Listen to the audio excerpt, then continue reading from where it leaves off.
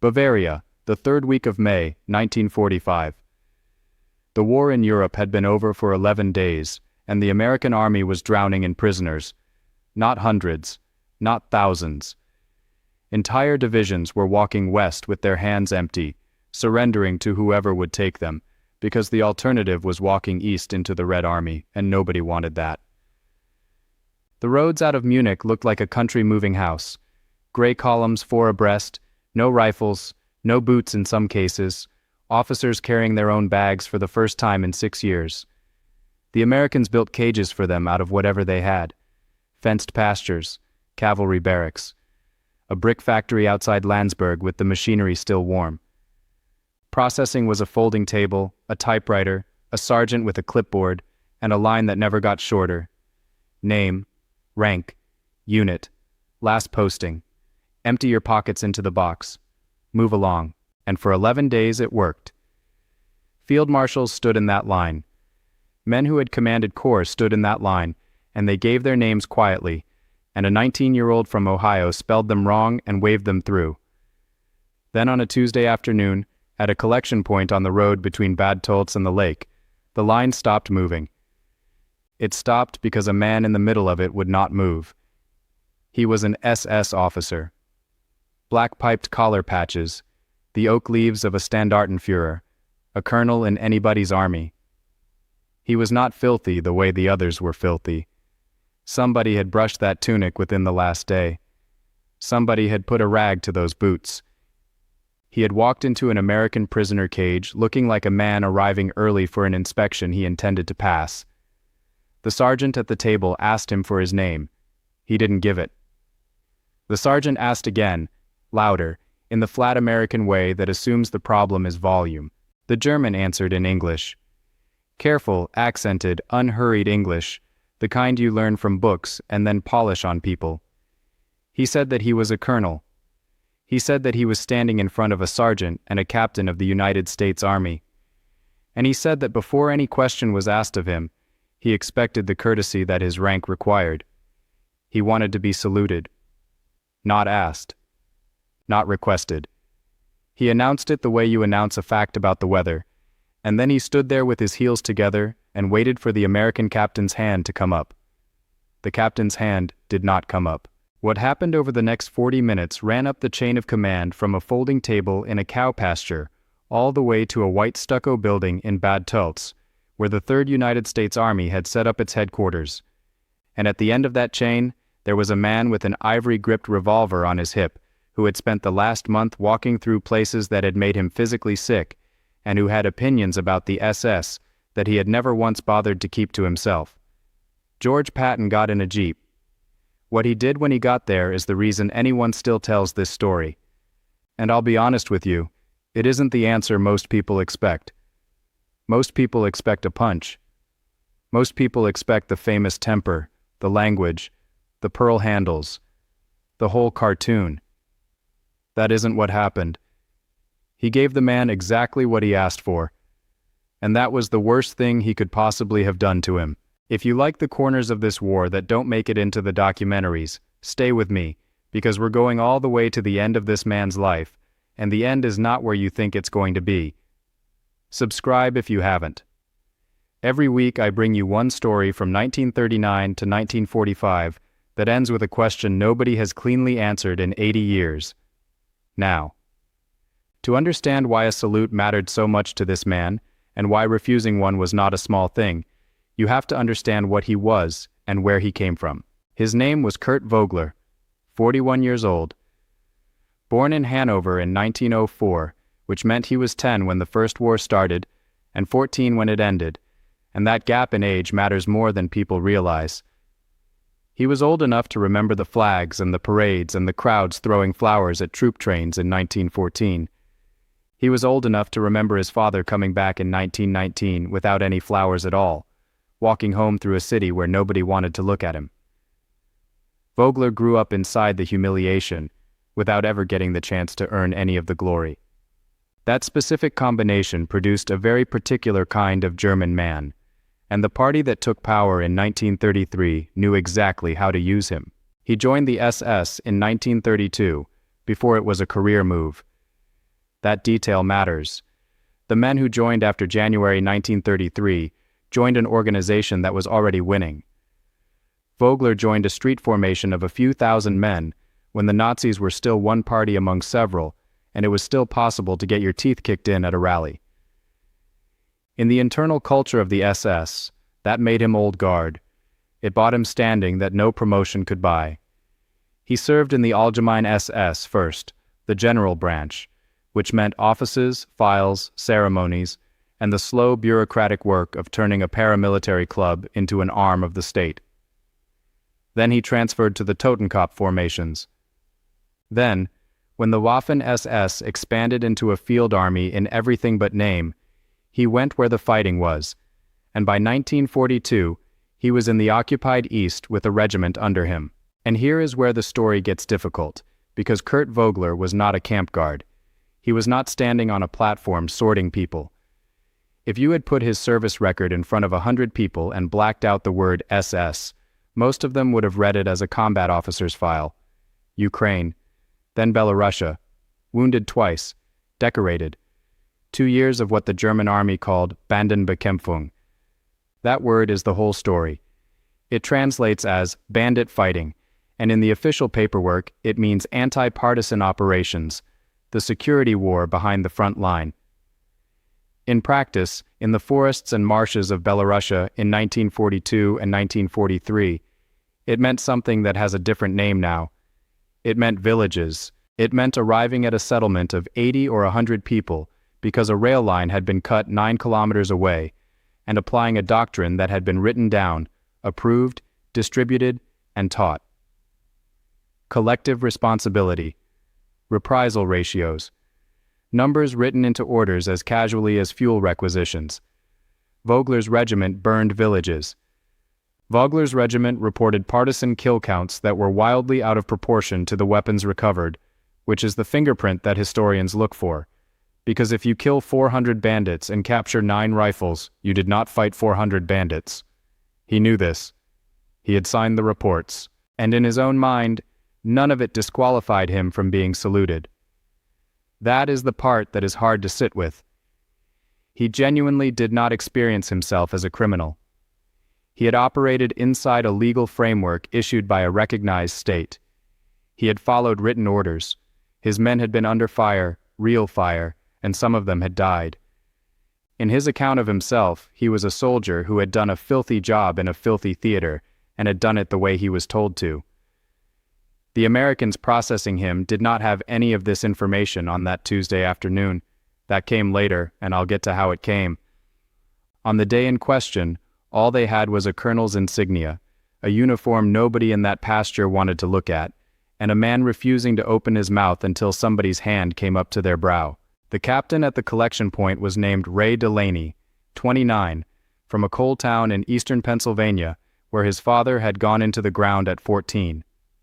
Delaney had landed in Normandy as a lieutenant. He had been at Bastogne. He had opened the door of a rail car outside Ordroof in April, and had walked away from it and been sick against a fence post, and he had not written home about it, and he never would. Delaney was not a man who spooked, but he had never had a prisoner talk to him this way, because the German was not shouting. Shouting he could have handled. Vogler was reasonable. Vogler was patient. Vogler explained, in that careful bookish English, that he had no wish to obstruct anyone's duties, that he understood the Americans had a great deal of work in front of them, and that this could all be resolved in 2 seconds if the captain would simply observe the ordinary courtesies between officers of belligerent armies. Then he cited the law at him. This is the part people leave out, and it's the part that made the whole thing genuinely awkward instead of simply outrageous. Vogler was not making it up. The Geneva Convention of 1929, the one governing prisoners of war, the one the United States had signed and ratified and was very publicly holding itself to, contains language about exactly this. Prisoners salute officers of the detaining power. Officer-prisoners salute only officers of higher rank. And captured officers are to be treated with the regard due to their rank and age. Regard due to their rank. Vogler had read it. He may have been the only man in that pasture who had. So he stood on it. He told Delaney that he would give his name and his unit and his date of birth, as the convention required and no more, the moment the courtesy was observed. Until then, nothing. He would not sit. He would not empty his pockets. He would not step to the side and let the line move. And behind him, 400 men stood in the sun and watched to see what the Americans would do. That's the detail Delaney understood immediately, and it's why he didn't just have the man dragged off by 2 MPs and thrown in a truck. There was an audience. Every one of those 400 prisoners was watching a test being run in real time. Does the old world still work? Does rank still buy you anything? Are these Americans, who have all the guns and all the food and all the trucks, going to hold the line, or are they going to be embarrassed into blinking by a man quoting treaty law at them? Delaney's sergeant, a bricklayer's son from Milwaukee named Mick Pulaski, offered a straightforward solution involving a rifle butt. Delaney told him no, not because he was squeamish, because he had a suspicion, and it turned out to be right, that the German would have preferred it. A beating would have converted Vogler into exactly what he wanted to be: a soldier mistreated by savages, a man of standards among men without any. He'd have carried that bruise like a decoration for the rest of his life. So Delaney did the other thing. He picked up a field telephone. The call took about 90 seconds. A captain to a major to a colonel on the Third Army staff, and the colonel sat there with the receiver in his hand doing the arithmetic that every staff officer in Bavaria was doing that month, which was, do I bother the old man with this, or do I not? Everyone on that staff knew the answer, though, because everyone on that staff knew what the old man had been like since April. You have to understand where Patton's head was in May of 1945. On the 12th of April, he had gone into a place called Ohrdruf, a subcamp of Buchenwald in Thuringia, with Eisenhower and Bradley beside him. It was the first camp the Americans reached. There were bodies in the yard. There were bodies in a shed, stacked, with lime thrown over them. There was a pit outside the wire where an attempt had been made to burn several thousand people on railway tracks laid over a fire, and the attempt had been abandoned partway through because the guards had run out of time. Patton, who had commanded an army across France and into Germany, who had walked battlefields for 30 years, who had seen more dead men than most people see living ones, went around the side of a building and vomited. It's in Eisenhower's account. It's in Bradley's. He did not go into the shed. He said afterward that he would be sick if he did, and he wasn't willing to be sick in front of the men. Eisenhower's reaction was different, and it's the one that shaped what came after. He stood there and looked at everything, deliberately, and then he said that he wanted every American unit not on the line to come and see this place, because someday some son of a bitch was going to stand up and say it never happened. And Patton, who had a talent for turning an idea into an order faster than anyone in that theater, went one better. When Buchenwald itself was reached, he had the mayor of Weimar bring civilians out of the town, roughly 1,000 of them, dressed in their Sunday clothes on a spring morning, and walk them through the camp. Not soldiers, townspeople. Men in hats, women in coats, the shopkeepers and clerks and school teachers of a city 5 miles down the road who had spent 8 years explaining to themselves that they didn't really know. He made them look. That is a documented thing that George Patton actually did, and it tells you something specific about how his mind worked. His instinct, when confronted with a lie, was never to argue with it. He didn't debate. He arranged a confrontation between the liar and the physical fact, and then he stood back and let the fact do the work. Hold on to that, because in about 10 minutes it's going to matter enormously. By May, he was also the military governor of Bavaria, which he was terrible at and hated, and which would eventually cost him his command. He had 100,000 administrative problems, a country with no functioning anything, refugees on every road, typhus, no coal, and a filing system of surrendered generals. He did not need a phone call about a colonel in a cow pasture who wanted a salute. He took it anyway. According to the staff officer who was in the room, he listened for about 20 seconds. Then he asked one question. SS or Army? SS, sir. Waffen SS, Standartenführer. There was a pause on the line long enough that the man on the other end thought the connection had dropped. Then Patton said, "Don't touch him. Don't move him. I'm coming down." The drive took a little under 40 minutes. Here's what I want you to picture, because the setting is half the story. This was not a courtroom. This was not a headquarters with a polished floor and a flag on a stand. This was a fenced pasture with a barn at one end and a canvas fly rigged over a folding table, mud dried into ruts from 3 days of trucks, 400 prisoners squatting in the grass, and a smell that anyone who was ever near a POW cage in 1945 will tell you they can still summon on demand. And in the middle of it, for 2.5 hours by then, one man standing at attention, not leaning, not shifting, standing. He had been at attention long enough that his hands had gone white where they were pressed to his trouser seams. Delaney had, at one point, offered him water, partly out of decency and partly to see what he'd do. Vogler had declined without moving his eyes. There is something almost admirable in that, and I think it's important to say so out loud rather than pretend otherwise, because if you sand off the impressive parts of a man like this, you end up with a cartoon, and cartoons teach you nothing.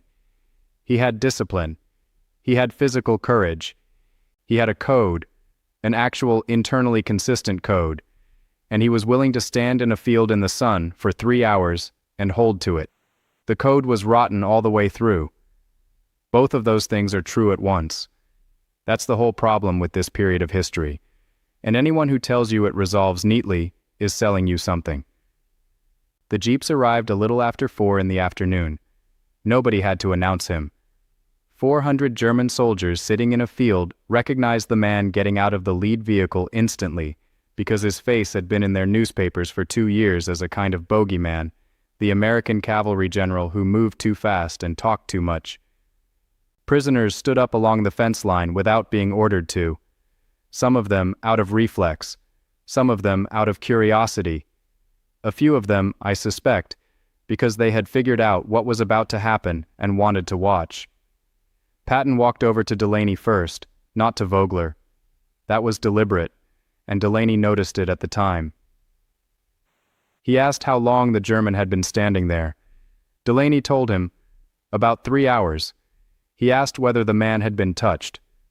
Delaney said no, sir. He asked whether the man had eaten. Delaney said he'd refused. Patton nodded at that once, and something went across his face that Delaney later described as a man recognizing an old opponent's opening move. Then he asked for an interpreter, and Delaney said the German spoke English, and Patton said, "Get one anyway." That too was deliberate. If Vogler wanted to hide behind German at any point in the next 20 minutes, Patton was going to take that door away from him before he even reached for it. Then he walked over. Vogler had already sharpened himself. Whatever 3 hours in the sun had done to his legs, he came up out of it, heels cracking together, chin level, eyes forward, and he held himself in front of the American general in a way that said very clearly, "This is what an officer looks like, and I am owed something." Patton stopped about 4 feet in front of him. He put his hands behind his back, and he did not salute. For a good 10 seconds, nothing happened at all. 2 men looking at each other while 400 more watched through wire. Then Patton spoke, and the first thing out of his mouth was not about the salute. This is what everybody gets wrong about Patton. The public performance was loud. The private operator was surgical. He said, "Name and unit." Vogler answered. Rank, name, service number, exactly what the convention allowed, and not one syllable more. And then he added the demand again, in English calm as anything, that he expected the courtesy due his rank before the conversation continued. Patton ignored it completely. "Where did you serve?" Vogler said France briefly, then the East. "Where in the East?" Vogler gave a corps designation and an army group. "That's not what I asked you. Where?" And now something changed in the German's posture, very slightly, and Delaney, standing 8 feet away, said afterward that this was the first crack he'd seen in 3 hours. because Vogler had prepared for a confrontation about protocol. He had rehearsed the argument about Article 18 and the regard due to rank. He had not prepared for a man who had no interest whatsoever in his argument, and instead wanted to talk about geography. He named the region, Belorussia, the area south and east of Minsk. Doing what? Security operations, Vogler said. Rear area security, anti-partisan work. Patton let that sit for a moment. Then he asked how many partisans. Vogler said he couldn't recall exact figures. Approximately. Vogler said that over 2 years his regiment had accounted for a number in the low thousands. How many rifles did you bring in? And there it was, that question. From a man who was supposedly a hot-tempered showboat with a riding crop and no brain behind the eyes. Patton had spent his entire adult life in the business of combat arithmetic. He knew, the way a farmer knows soil, that if you kill several thousand armed enemies, you come home with several thousand weapons, and if you don't come home with the weapons, then you did not kill armed enemies. Vogler did not answer. Patton asked it again, and this time there was nothing conversational in it at all. How many rifles? Vogler said that the bandits often concealed or destroyed their weapons before capture. Uh-huh, Patton said. Then he asked about the villages. Not aggressively, almost gently, the way you'd ask a man about his hometown. How many settlements?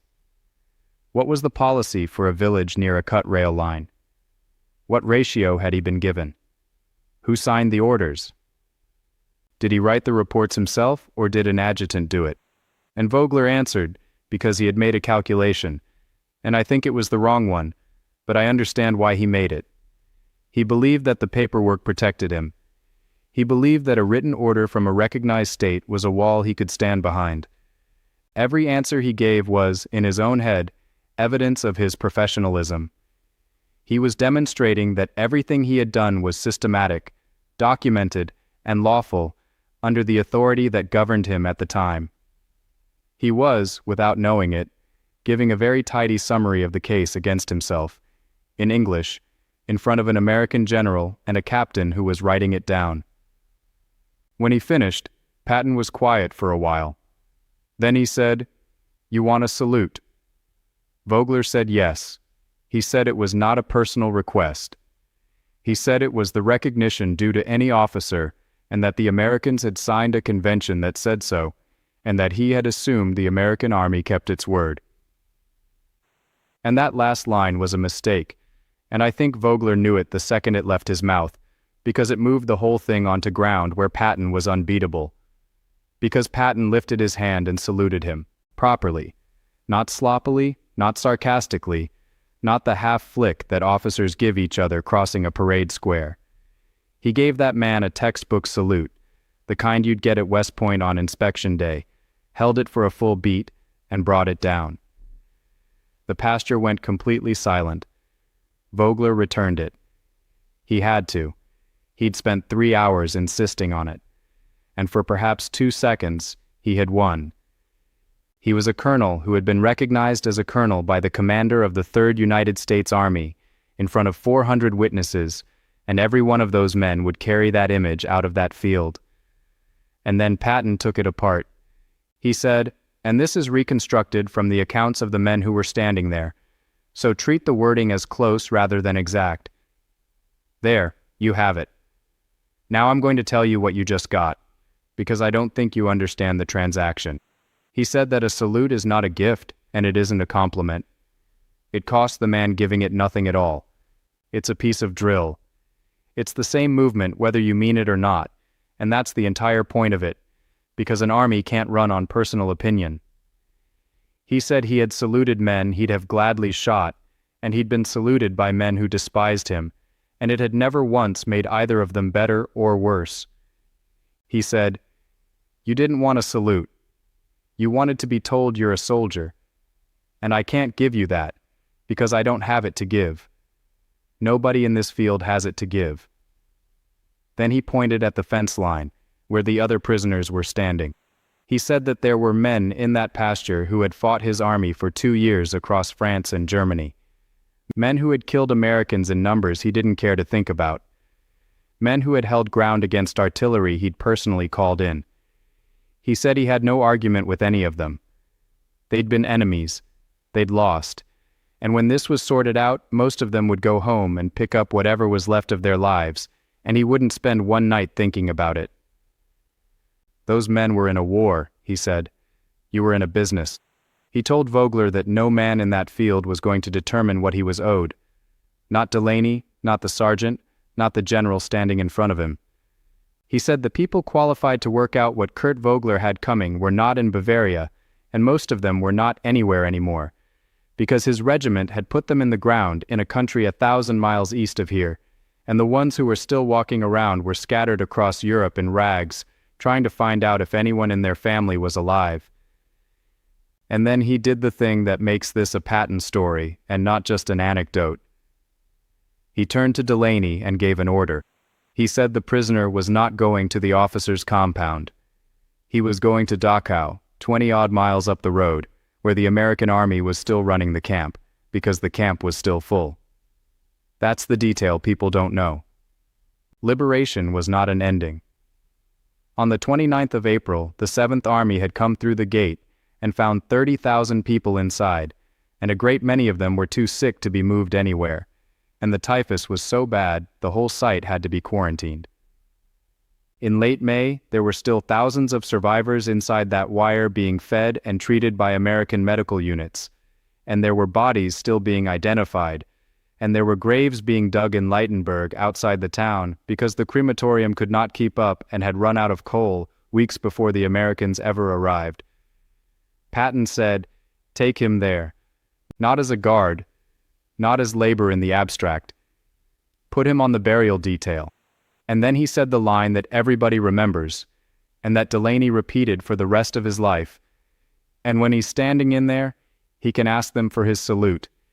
If he gets one, he can come back here and I'll give him another. Then he got in the Jeep and left. What happened in that pasture afterward is the part Delaney talked about most in later years, and it wasn't dramatic at all. Vogler didn't move for a while. Then he emptied his pockets onto the folding table without being asked. A watch, a photograph he didn't look at, a fountain pen. He gave his date of birth and his home address and the name of his commanding officer, and he spelled everything for the typist, slowly, the way you would for a clerk in a bank. And the line started moving again. That's it. 400 men who had spent 3 hours watching a test to see whether the old arrangements still held, got their answer in under half an hour, and then they shuffled forward and gave their names to a 19-year-old with a typewriter. Delaney processed 140 more prisoners before dark, and said not one of them gave him a word of trouble, that day or the next week. Word travels through a cage faster than it travels through an army. He also said something else, years later, to a local paper in Pennsylvania that was doing one of those anniversary pieces where they go around and find the old men. The reporter asked him what he'd learned from Patton, expecting, presumably, something about leadership. Delaney said he learned that you should never take away the thing a man is demanding, because the demand is the only place he's strong. Give it to him. Then stand there while he finds out it was hollow, which is either brilliant or brutal depending on the day you're having, and I suspect it's both. I want to slow down here, because it would be very easy to enjoy this too much, and I don't think the story survives being enjoyed. There's a version of this where Patton is the hero who owns the Nazi with a perfect comeback and we all feel good and click away. That version is a lie, and it's a lie in a way that matters, because the man who gave that order was not a saint and was not a clean judge. 4 months after this, in September of 1945, George Patton would sit in a press conference in Bavaria and say, out loud, to reporters, that the Nazi thing was rather like a Democrat and Republican election fight, and that denazification was clogging up the job of getting Germany running again. It ended his command. Eisenhower relieved him of the Third Army over it. He was dead by the end of December, from a car crash on a road outside Mannheim. So this is not a man with a coherent moral philosophy. This is a man with a nearly infallible instinct for a specific kind of confrontation and a badly unreliable sense of everything downstream of it. He could look at Kurt Vogler and see the exact shape of his self-deception in under 10 minutes. He could not, 4 months later, see what was in front of him at a press table. Both of those are the same man. Hold both. It's the only honest way to carry this. Vogler went up the road that evening. The burial detail at Dachau in May and June of 1945 was real, and the American command used captured SS personnel on it deliberately, and it was not a secret. Men who had worn that uniform carried the dead out and buried them properly on a hillside at Leitenberg, and the graves were marked, and there were rites read over them by rabbis and priests, and there were survivors present. The reports on Vogler from those weeks are short, and they are strange. He worked. That's the first thing. He didn't refuse, he didn't have to be forced, he worked all day, and he worked the next day. The American NCO supervising the detail wrote that he was, of the men he had, the most efficient. He organized. He solved problems. He found a better way to move stretchers with fewer men, and he implemented it without being asked. He did not speak. Not to the guards, not to the other prisoners, not to anyone. 12 days, and the only recorded words out of his mouth were operational. Where? How many? Here. And he was recognized. That's the second thing, and it's the thing that decided the rest of his life. There was a survivor still inside the wire, a Polish man in his 50s, a former schoolmaster from a town near Baranowice, who had been arrested in 1943 and moved west through 3 camps and was one of the people the American doctors were slowly bringing back. He had been in the administrative section of one of those camps for a while, which meant he had seen paperwork, which meant he had seen names. He saw Vogler across a yard and he identified him, not by his face, but by the way he stood. And then he asked to see the man's paybook. And then he sat down with an American officer and talked for 6 hours. That statement was the thread. The Americans pulled it, and it led to a regimental war diary that had been buried in a farm outbuilding in Lower Bavaria by a former adjutant who was, by then, working as a bookkeeper under his mother's maiden name. It led to operational reports with kill counts and weapon counts sitting side by side on the same page, which is the arithmetic Patton had gone straight to in a cow pasture without ever having seen a single document. It led to 2 named villages and dates and signatures. Kurt Vogler was tried before an American military tribunal sitting at Dachau in 1947. He did not deny the operations. He denied that they were crimes.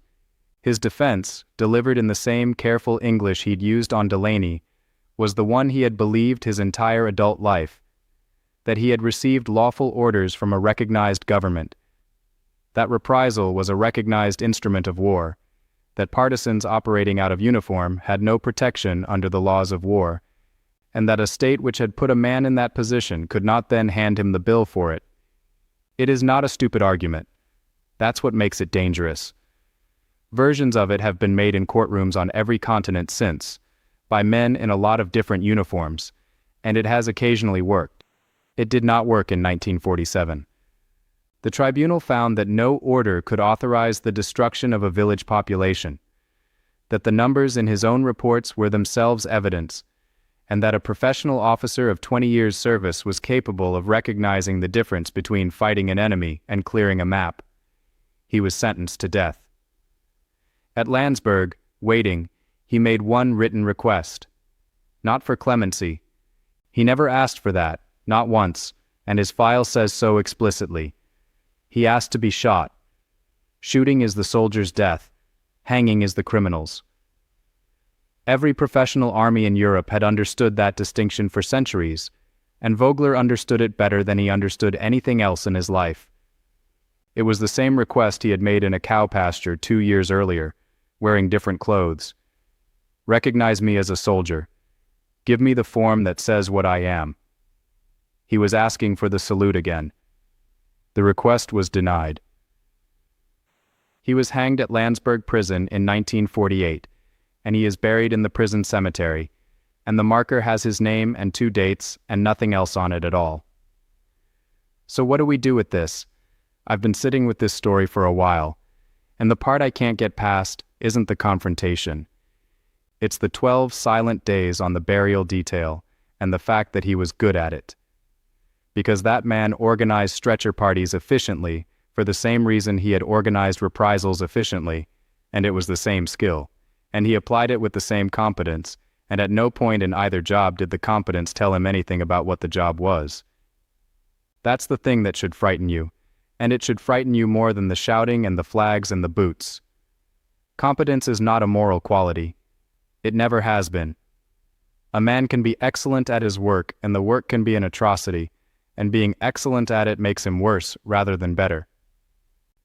Vogler wanted a salute because he thought the uniform came with a standing that was independent of what he did in it.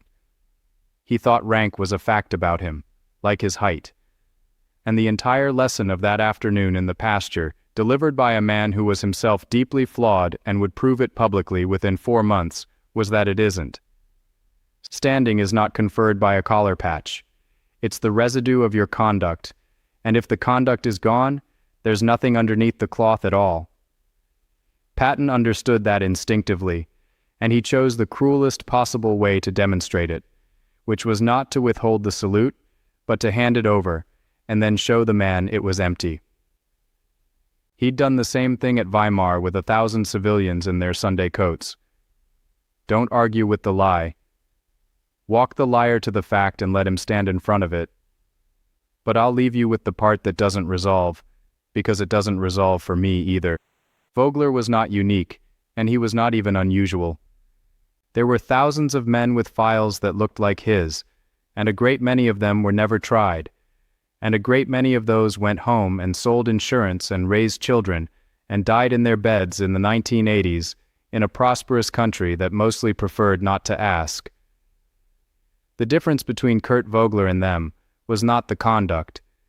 It was that Kurt Vogler picked a fight about a hand gesture in front of the wrong American on the wrong afternoon, and pulled a thread that would otherwise have stayed buried in a farm outbuilding in Lower Bavaria forever. Justice, in other words, found him partly by accident, and I don't know what to do with that.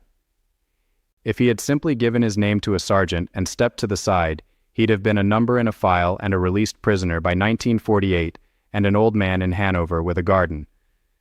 So tell me what you think, because I genuinely want to know. Was Patton right to give him the salute and then take the meaning out of it, or should he have refused it outright and left the man nothing? Is there a real line between the soldier who fought a war and the officer who ran a business behind it, or is that a line we draw afterward because we need one? And if a man's crimes only surface because he was arrogant on the wrong day, what does that say about all the ones who were smart enough to keep quiet? Leave it in the comments. Argue with each other. I read them. And if you want more of this war than the version with the stirring music and the clean endings, subscribe. 1 story a week. Every one of them true enough to hurt, and none of them tied up in a bow.